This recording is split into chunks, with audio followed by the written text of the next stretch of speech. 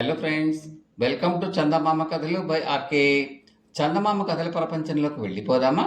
ఇప్పుడు చెప్పబోయే కథల్లో మొదటి కథ వరపరీక్ష. ఈ కథను రాసిన వారు శ్రీమతి గవ్వల నిర్మలాదేవి గారు. శ్రీపురం జమీందారు ఈశ్వరయ్య పరమలోభి.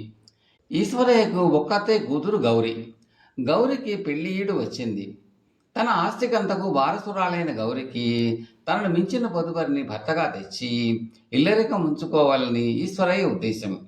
వరుడికి పటాటోపాలు, ఆడంబరాలు, అందచందాలు ఏవీ ముఖ్యం కాదు. ఈ విషయాలన్నీ ఈశ్వరయ్య పెళ్లిళ్ల పేరయ్యకు వివరించి చెప్పి పనికి వచ్చే వరలను తీసుకురమ్మన్నాడు. పేరయ్య చాలామంది కుర్రవాళ్లను తెచ్చాడు. లోపలికి వచ్చేవాళ్ళు ఇంటి ముందున్న పెద్ద అండాలోని నీళ్లతో కాళ్ళు కడుక్కుని లోపలికి వచ్చేవాళ్ళు.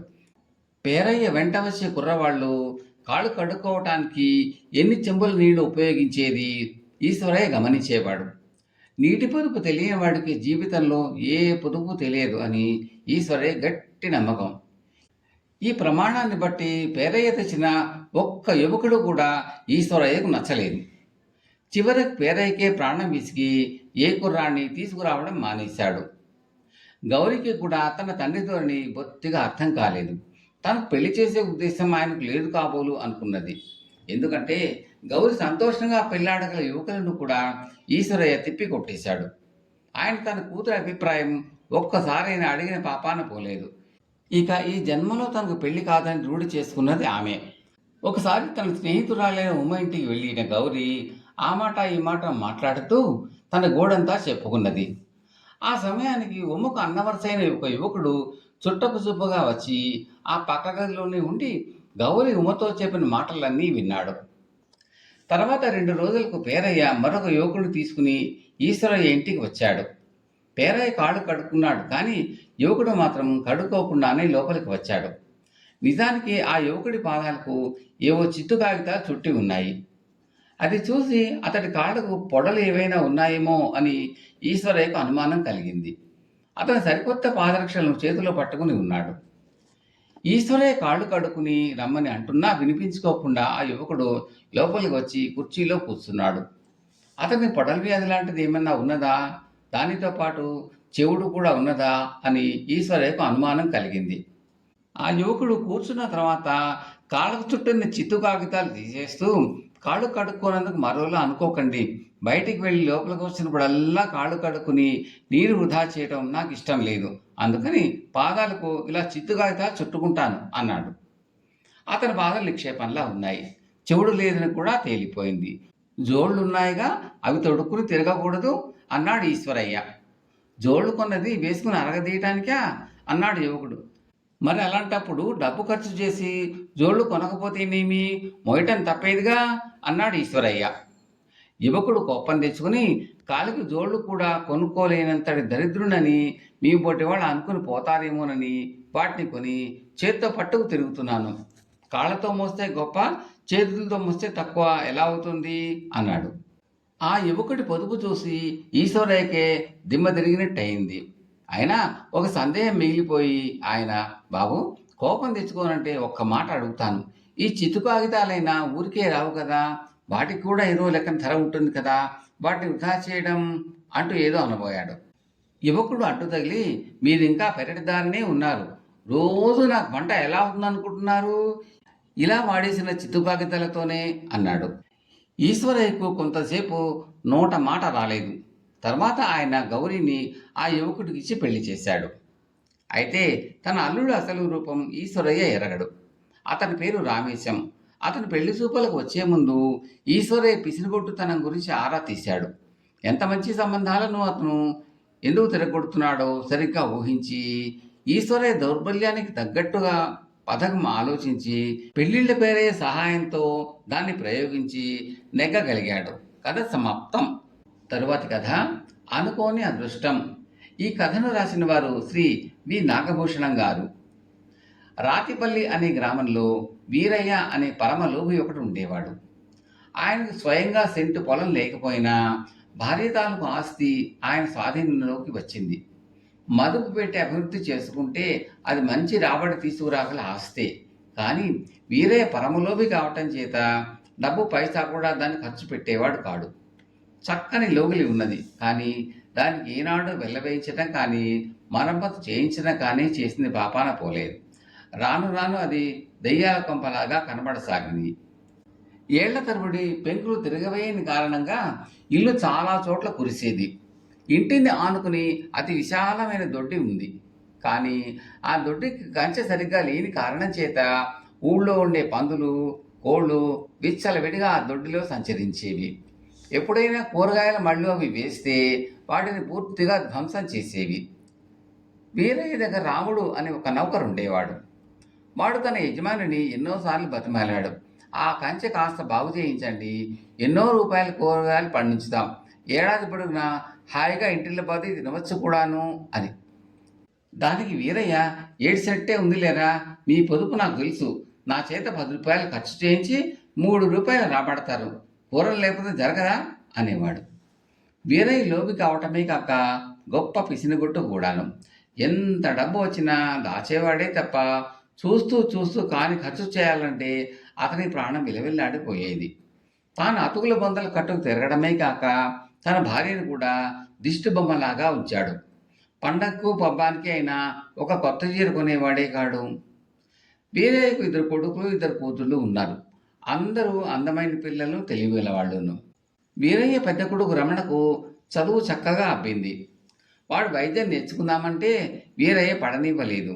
పోనీ వ్యవసాయం చేసుకుందామన్నా వ్యవసాయపు పనిముట్లకు తండ్రి డబ్బివ్వడు. రమణకు జీవితం మీద విరక్తికి పుట్టి ఎవరితోనూ చెప్పకుండా ఒకరోజు ఇంట్లోంచి ఎటో వెళ్ళిపోయాడు. రమణ తర్వాత ఆడపిల్ల సీత. చక్కని చుక్క, చేతులకు మట్టిగాజులైనా లేకపోయినా మాసికలు వేసిన పరికిణీలు, బోడీలు కట్టుకున్నా ఆ పిల్ల అందం దాగేది కాదు. పెళ్ళీడుకు వచ్చిన ఆ పిల్లగతి మబ్బుచాటు చందమామలాగా అయింది. సీత తర్వాత రుక్మిణి అనే ఆడపిల్ల ఉంది. దానికి సంగీతం అంటే తగని ఇష్టం. కానీ వీరయ్య రుక్మిణికి సంగీతం చెప్పించడానికి ససేమీరా ఒప్పలేదు. గోపి అందరికన్నా చిన్నవాడు. వాడు ఇంకా వీధిబడి చదువుతున్నాడు. వీరయ్య భార్య చాలా యోగ్యురాలు. ఆవిడ గనుక వీరయ్యతో నెగ్గుకు వస్తున్నది, కానీ మరొకరైతే ఏ నూతిలోనో గోతులోనో దూకి ఉందరు. ఆవిడ ఓర్పు వర్ణనాతీతం. ఇంటి ఖర్చులకు ఉంచుకున్న వెన్న, నెయ్యి మిగిల్చి చాటుగా అమ్మి ఆ వచ్చిన డబ్బుతో పిల్లలకు ఏదన్నా పిండి వంటలు చేసి పెట్టడమో, ఆడపిల్లలకు కావాల్సిన బట్టలు కొనడమో చేస్తూ ఉండేది. వీరయ్య కుటుంబానికి నిజమైన మగదిక్కు రాముడు. వాడు తెలివిగలవాడు, సమర్థుడును. ఎక్కడికి పోయి పని చేసుకున్న వాడికి ఇంతకన్నా బాగానే జరుగుతుంది. అయితే వాడు వీరయ్య భార్యను చూసి, పిల్లలను చూసి ఉండిపోయాడు. తాను వెళ్ళిపోయిన మర్నాడు వాళ్ళ పాటలు కుక్కలు నక్కలు కూడా పడవు అని వాడికి బాగా తెలుసు. అదీకాక వాడు సీతను ప్రేమించాడు. సీత కూడా వాటిపైన పంచప్రాణాలు పెట్టుకున్నట్టుగా కనబడింది. ఉన్న ఆస్తిని బాగు చేసుకునే నేర్పైతే లేదు, కానీ ఏదో మాయోపాయం చేసి ఇతర సొడ్డు కాజేసే వైనాలు చాలా బాగా తెలుసు వీరయ్యకు. ఒక ఏడు బాగుకు వరదలు వచ్చి పక్క గ్రామం కొట్టుకుపోతే వీరయ్య అక్కడికి వెళ్ళి వరదలో కొట్టుకొచ్చే కర్ర సామాన్లు, కోళ్ళు, గొర్రెలు పట్టుకొని తన ఇంటికి తెచ్చుకున్నాడు. తాను చేసే పాపిష్టి పనుల్లో సహాయపడేందుకు ఆయన రాముడిని కూడా వెంట తీసుకుపోయేవాడు. అలా వెళ్ళటం రాముడికి చాలా కష్టంగా ఉండేది. కానీ యజమాని చెప్పినట్టు చేయక వాడికి తప్పేది కాదు. ఒకనాడు వీరయ్య రాముడితో, ఒరే రాముడు, నిచ్చెన పట్టుకురా, మనం గుడికి పోవాలి అన్నాడు. రాముడు ఆశ్చర్యంతో, గుడికి నిచ్చెన దేనికి అన్నాడు. ధ్వజస్తంభం పైన పెద్ద తేనె పట్టు పట్టిందిరా, తెచ్చుకుందాం, 3 వీసల తేనె ఉంటుంది, ఎందుకు పోనివ్వాలి అన్నాడు వీరయ్య. అది దేవుడి సొత్తు, మనకది వద్దు అన్నాడు రాముడు. దేవుడే మన సొత్తు, ఆ గుడి కట్టిన స్థలం ఎవరిదనుకున్నావు, మా మామగారు ముత్తాతది, ఆటే వాకి నిచ్చెన పట్టుకురా అన్నాడు వీరయ్య. ఇద్దరూ నిచ్చెనతో సహా గుడికి వెళ్ళారు. వీరయ్య తన భుజం మీద ఉన్న గొంగళి తీసి రాముడికి ఇస్తూ, ఇది కప్పుకుని వెళ్ళి ఈగలను తోలి ఈ కత్తితో తేనె పట్టు కోసుకుని చప్పున దిగిరా అన్నాడు. నేనెక్కనులేండి, అసలే ఇది పాత నిచ్చెన, పైగా మెట్లన్నీ పుచ్చి ఉన్నాయి అన్నాడు రాముడు. వెధవ, తినడానికి తప్ప దేనికి పనికిరావు, నేనెక్కుతా చూడు అంటూ వీరయ్య గొంగళి కప్పుకుని మెట్లెక్కాడు. ఆయన సమీపానికి వచ్చేసరికి తేనెటీగలు రీమని తేనెపట్ట నుంచి మేఘంలాగా లేచి వీరయ్యను చుట్టుముట్టేశాయి. ఆయన ఎంత జాగ్రత్తగా ఉన్నప్పటికీ కొన్ని ఈగలు గొంగళిలో దూరి చేతులు, ముఖము కుట్టేశాయి. వీరయ్య 2 మెట్లు కిందకి దిగి అంతలో కాలు జారి అంత ఎత్తు నుంచి ధవీమని కింద పడిపోయాడు. ఆ పడడంలో వీరయ్య తల కింద ఉన్న రాతి నేలకు బలంగా తగిలి బద్దలే నెత్తురు సాగింది. ఆయన చచ్చాడని రాముడు అనుకున్నాడు. వాడు ఆయనను అలాగే తీసుకుపోయి ఇంట్లో మంచం మీద పడుకోబెట్టాడు. వీరయ్య చావలేదు. వైద్యుడు వచ్చి కట్టుకట్టాడు. 2 వారాల్లో తలగాయం పూర్తిగా మానింది. కానీ వీరయ్య బుర్ర పూర్తిగా చెడింది. ఆయనకు మాట పడిపోయింది. ఎవరినీ గుర్తించలేడు. ఒక్క రాముడిని మాత్రమే చూడగానే బెదిరినట్టుగా అయ్యేవాడు. ఇప్పుడు ఇంటి పెత్తనం రాముడి చేతిలోకి వచ్చేసింది. వాడు వీరయ్య పెద్ద కొడుకు రమణ బస్తీలో ఉన్నట్టు తెలుసుకుని ఇంటికి పిలిపించి, బాబు, నువ్వు వైద్యం నేర్చుకోవాలంటే నేర్చుకో, నీకిప్పుడు అభ్యంతరం చెప్పేవాళ్ళు లేరు అన్నాడు. వీరయ్య ఎన్నో ఏళ్లుగా కూడబెట్టిన డబ్బు తన చేతికి రాగానే రాముడు ముందుగా దొడ్డికి గంచి చక్కగా అమర్చి కూరగాయలు పండించాడు. పొలాలకు ఎరువులు తోలిచ్చాడు. ఇంటికి మరమ్మతు చేయించి సున్నం వేయించాడు. చెడిపోయిన దర్వాజాలు కిటికీలు మరమ్మతు చేయించాడు.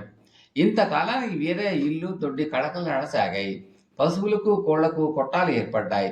ఎవరు ఒళ్ళు దాచుకునేటందుకు లేదు. ఇంట్లో అందరి చేత రాముడు పనులు చేయించాడు. అందరినీ మించి వాడు శ్రమపడ్డాడు. ఆఖరకు వీరయ్య కూడా పనిచేశాడు. రాముడు చెయ్యమంటే చాలు, ఎంత కష్టమైన పని అయినా సరే చేసేసేవాడు వీరయ్య. రాముడు పెట్టిన ఖర్చు 2 ఏళ్లలో తిరిగి వచ్చింది. రాబడి బాగా పెరిగింది. ఇప్పుడు అందరి వంటిన మంచి బట్టలున్నాయి. ఆడపిల్లల వంటి మీద నగలు కూడా ఉన్నాయి. ఇంతకాలానికి వాళ్ళు చూడటానికి మర్యాదైన మనుషులలాగా ఉన్నారు. రుక్మిణి సంగీతం నేర్చుకుంటున్నది. ఆ పిల్ల గొంతు చాలా బాగుంటుంది. వీరయ్య భార్య తన పెద్ద కూతురు మనసు గ్రహించి, నాయన రాముడు, సీత పెళ్లి మాట ఏమిటి? దానికి 18 ఏళ్ళు నిండాయి. ఇంకెక్కడికో పోవటం దేనికి? మీ ఇద్దరికి ముడివేద్దామని ఉంది, ఏమంటావు అన్నది. రాముడు సరేనన్నాడు. ఇద్దరికి పెళ్లి అయింది. మరుసటి సంవత్సరానికి ఒక మగబిడ్డను కన్నది. ఇంకో 7 గడిచింది. రమణ వైద్యుడిగా పనిచేయి సాగాడు. రుక్మిణి పాటల్లో ప్రయోజనాలు అవుతున్నది. గోపి చదువు కూడా బాగా సాగుతున్నది. వీరయ్య మాట పడిపోయి 4 ఏళ్ళు అయింది. పొలం పని అంతా అయిపోయింది. కానీ పొలాల గడ్డి మోపులు ఉండిపోయాయి. వాటిని ఇంటికి చేర్చుదామని రాముడు బండి కట్టుకుని వీరయ్యను వెంట పెట్టుకుని బయలుదేరాడు. రాముడితో పాటు వీరయ్య కూడా గడ్డి మోపులు ఎత్తి బండిపైన వేశాడు. ఆఖరి బండి నిలిచగా ఇంకా గడ్డి మిగిలిపోయేటట్టు కనిపించింది. దానికోసం మళ్ళీ రావటం ఎందుకని రాముడు ఆ మిగిలిన గడ్డిని కూడా బండిపైన ఎత్తుగా వేసి కట్టి దానిపైన వీరయ్యను ఎక్కమని బండి తోలుకుంటూ ఇంటికి వస్తున్నాడు. కర్మంచాలకు బండి చక్రం ఒకటి రాతి మీదకి ఎక్కి బండి ఒరిగింది. ఆ ఒరగటంలో గట్టిపైన కూర్చుని ఉన్న వీరయ్య తలకిందులుగా నేల మీద పడ్డాడు. ఈ సంగతి గ్రహించి వెంటనే రాముడు పగ్గాలు లాగి ఎట్లా నాపి బండి దిగి వీరయ్య పడ్డ చోటు పరిగెత్తుకుంటూ వచ్చాడు. ఈసారి పడ్డప్పుడు కూడా నెత్తినే గట్టిగా దెబ్బ తగిలింది. ఆయన లేచి, ఒరే రాముడు, ఈ తేనెటీగలు ఏం కుడుతున్నాయిరా అన్నాడు. 4 ఏళ్ల తర్వాత ఆయన మాట్లాడిన మొదటి మాటలు ఇవే. ఈ మధ్యకాలంలో ఏం జరిగింది ఆయనకు తెలియదు. కానీ మళ్ళీ మామూలు మనిషి మాత్రం అయ్యాడు. రాముడు ఆయన కింది నుంచి లేవదీస్తూ, అది ఈనాటి మాట, అప్పుడే 4 ఏళ్ళు కాలా అన్నాడు. వీరయ్య రాముడి కేసి వింతగా చూశాడు. రాముడు అర్థం లేకుండా మాట్లాడుతున్నాడని ఆయనకు తోచింది. కానీ మరుక్షణమే పరిసరాలు చూసి తాను పొరపడ్డట్టు తెలుసుకున్నాడు.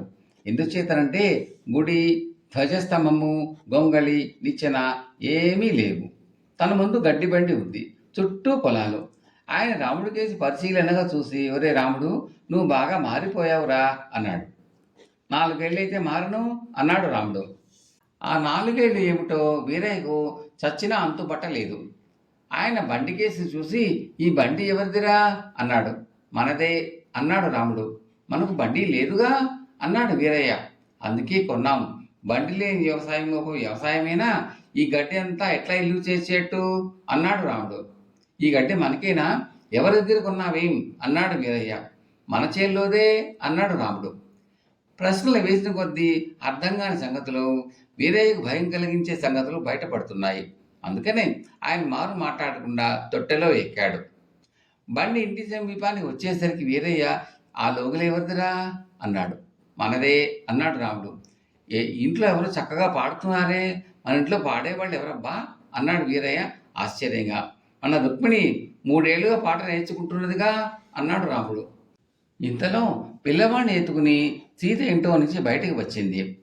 ఎవరో గొప్పింటి ఆడపడుచులా కనబడుతున్నది, ఎవర్రా అమ్మాయి అని అడిగాడు వీరయ్య తన పెద్ద కూతుర్ని గుర్తించక. మీ అమ్మాయి సీతే అన్నాడు రాముడు. సీత?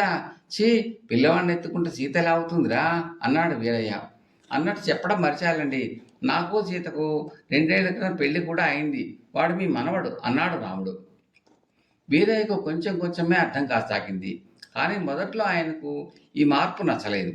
ఇల్లు దొడ్డి కడకలాడటము, తన పిల్లలు ఖరీదైన బట్టలు కట్టుకోవటము, కొట్ట నిండా పశువులు ఉండటము అంతా బాగానే ఉన్నది. కానీ ఈ బాగు కోసం ఎంత అప్పు చేశారో అని వీరయ్య చాలా దిగులు పడిపోయాడు. కానీ ఒక్క అప్పు చేయలేదు. దొడ్లో బంగారం పండుతున్నది, పొలాల్లో బంగారం పండుతున్నది, గొడ్లు సంపాదించి పెడుతున్నాయి. పెద్దబాయి వైద్యుడు, అంతా రావడే. అందరికీ కడుపు నిండా తిండి, ఒంటి నిండా బట్ట ఉన్నది. అందరము ఇలాగే బతకవచ్చునని నేను మీకు ఏనాడో చెప్పాను, మీరు వినిపించుకోలేదు. అన్నీ ఉండి అదృష్టం లేక మీ పిల్లలు అలగా పిల్లలల్లే ఉండవలసి వచ్చింది. ఇప్పుడు అదంతా మారిపోయింది అన్నాడు రాముడు. వీరయ్య మాట్లాడలేదు. వెనకటిలాగా తన భార్య మీద, పిల్లల మీద దాష్ట్యం చేయడానికి కూడా ఆయన ధైర్యం చాలలేదు. బాగా బతుకుతున్న కారణం చేత గోపి దగ్గర నుంచి అందరూ గొప్పింటి వాళ్ళనే వీరయ్య కనిపించారు. అందుచేత ఆయన పెత్తనమంతా రాముడికే ఉండనిచ్చి అందరూ చెప్పినట్టు వినసాగాడు. కథ సమాప్తం. తరువాతి కథ నీతిమంతుడు. ఈ కథను రాసిన వారు శ్రీ రావులపాటి ప్రసాద్ గారు. కథలకు వెళ్ళబోయే ముందు శ్రోతలకు మనవి, మీకు ఈ కంటెంట్ నచ్చితే లైక్ చేయండి, బంధుమిత్రులు షేర్ చేయండి, సబ్స్క్రైబ్ చేసి గంట సింబల్లోకి ఆల్ కూడా నొక్కండి. ఇలా చేయడం వల్ల నేను పెట్టబోయే తదుపరి వీడియోలన్నీ కూడా మీరు చూసి ఆనందించవచ్చు. ఈ కథలపై మీ సూచనల్ని, అభిప్రాయాల్ని తప్పక కామెంట్లో తెలపండి. చాలామంది చూస్తున్నారు కానీ కామెంట్లు పెట్టడము, లైక్ చేయడము చేయటం లేదండి. అలా చేస్తే అది మాకు ఎంతో ఎంకరేజింగ్గా ఉంటుందండి. Thank you very much. ఇక కథలోకి వెళ్దామా? ఒకనొక రాజు వృద్ధుడైన మంత్రి చనిపోతే ఆయన కుమారుడికి ఆ పదవి ఇచ్చాడు. కొత్త మంత్రి ఉద్యోగ బాధ్యత స్వీకరించిన రోజుని రాజుకి ఒక సమస్య ఎదురైంది. రాజ్యంలో శిస్సు వసూలు చేసే ఉద్యోగి ఆ డబ్బుతో పరాయి రాజ్యానికి పారిపోయాడు. ఈసారి మనం ఆ ఉద్యోగం ఇవ్వబోయే ముందు వచ్చినవాడు ఏ పాట నీతివంతుడో తెలుసుకోవాలి. కానీ అది ఎలా సాధ్యం? మీ నాన్నగారైతే తగిన ఉపాయం ఆలోచించేవాడు అన్నాడు రాజు కొత్త మంత్రితో. ప్రభు, చాటింపు వేయించండి అన్నాడు. ఆ వచ్చిన వాళ్లలో నీతివంతుడిని మీకు చూపగలను అన్నాడు మంత్రి. రాజు అలాగే చాటింపు వేయించాడు. ఆ చాటింపు విని 10 మంది వచ్చారు. మంత్రి వాళ్లను ఒక చీకటి గది గుండా రాజు వద్దకు రమ్మని చెప్పాడు. వాళ్ళు అలాగే చేశారు. అప్పుడు మంత్రి వాళ్లతో, మీకు కారణం తర్వాత చెప్తాను, కానీ నా చుట్టూ వేగంగా 10 సార్లు ప్రదక్షిణ చేయండి అన్నాడు. ఒక్కడు తప్ప మిగతా 9 మంది అలా చేయి నిరాకరించారు. మంత్రి ఆ ఒక్కడిని రాజుకు చూపి, ప్రభు, ఇతడు నీతివంతుడు, ఉద్యోగంలో నియమించండి అన్నాడు. రాజు ఆశ్చర్యపోతూ మంత్రి కేసి చూశాడు. అప్పుడు మంత్రి రాజుతో, వీళ్ళు నడిచి వచ్చిన చీకటి గదిలో 2 చోట్ల మెరిసే వెండి నాణాలు కుప్పగా పోయించాను. ఈ 9 మంది ఆ వెండి నాణాలను దుస్తుల్లో దాచుకున్నారు. వేగంగా కదిలేటప్పుడు వాడి శబ్దం వినపడి తమ దొంగతనం బయటపడుతుందని ప్రదక్షిణ చేయి నిరాకరించారు అని చెప్పాడు. వాళ్ళను పరీక్షించగా మంత్రి చెప్పింది నిజమని రుజువైంది. రాజు మంత్రి చూపిన నీతివంతుణ్ణి ఉద్యోగంలో నియమించాడు. కథ సమాప్తం.